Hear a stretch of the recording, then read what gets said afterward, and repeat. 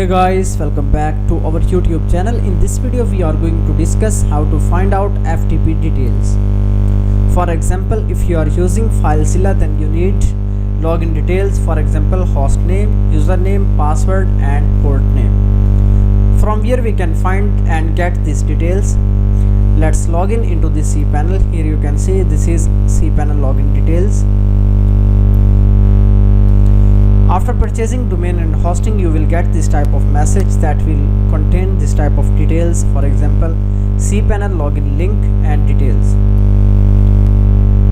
Then let's add here username and password.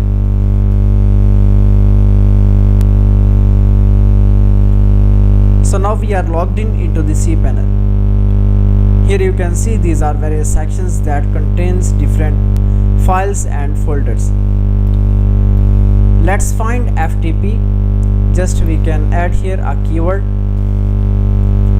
Here you can see FTP accounts. This is the login details. Username and the password will be the cPanel password. Here you can see. After that, this is host name, FTP port name.